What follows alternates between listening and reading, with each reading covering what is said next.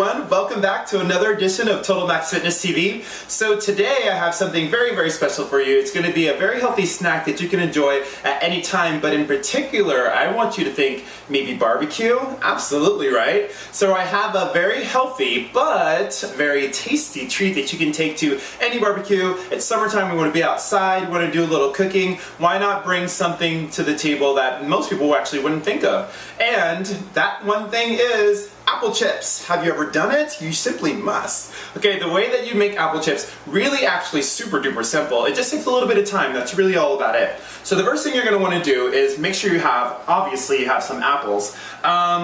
Whenever you have your apple, just make sure that you go ahead and slice it in half so that way you can make your apple chips nice and flat. I find it's a little hard in order to kind of make the apple slices if you have the whole apple and then trying to slice it into the center. It makes for a little bit of uneven as far as the slices are concerned. So once you have your apple and you slice it in half, it's going to look a little bit like this, right?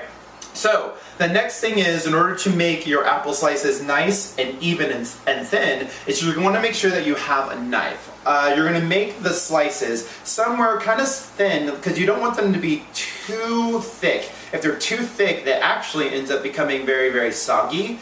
So if you make it so somewhere kind of thin, like almost like this, almost like parchment, right? That's going to be perfect. But we want them to be a little bit bigger, which is the reason why I like to use the tool of a marionette slicer. It helps make sure that we have even thin slices, and the great part is you can make it as thin or as thick as you'd like. So we're going to be using our marionette slicer here. You're going to take the flat end of your apple, place it to one end, then you're going to have the holder. Place it straight down, and then you're just going to make even slices that go straight down. And we'll just make a few here so that we can see how awesome they are. Okay, so it makes these awesome, nice little thin slices, kind of like this, very, very thin, but they're thin enough that they actually become nice and crispy rather than soggy, right? So once you have your thin slices, you're actually going to place them on top of a parchment paper, something that makes sure that you don't want it to be just on top of your baking sheet, because if it's on top of your baking sheet, it actually will stick. And true fact, when the first time I actually made these, they stuck to the baking sheet because I forgot to put parchment paper. So quick fact, to make sure you put parchment paper down.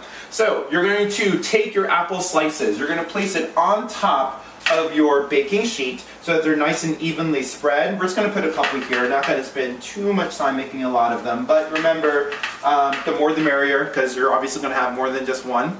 So once you've done that, you pretty much have your apple slices all pretty much ready to go. Next thing is you're wanting to go ahead and set up your oven. Your oven should be somewhere between 200 and 250 degrees. I would say somewhere in between there would actually be kind of nice. You don't want to make it too hot because then it could actually make them too crispy and then become very, very thin and chip away. But you don't want it to be too far down because then again they're going to be too soggy. So somewhere between 200 and 250, you're going to be good to go. Now once you have your oven preset, you're going to need the spices that you're going to be placing on top of each one of the apple slices here. So the very first thing you're going to need as far as your spices are concerned is going to be cinnamon. You're going to want 1 tablespoon of cinnamon.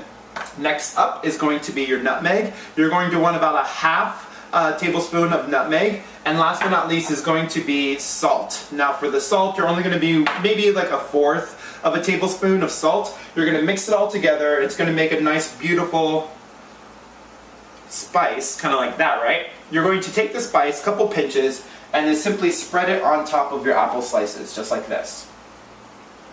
Boom. Looks magnificent. So once you have that, your oven pretty much is probably going to be ready at that point. You pop your apple slices inside the oven, and you simply wait for the goodness to happen. You're going to wait about 30 minutes. As soon as you finish those 30 minutes, you're going to take them right back out of the oven, flip them over, do the same thing as far as the slices on the other side, put it back into the oven for an additional 30 minutes, which means you're about an hour into actually cooking your chips, right?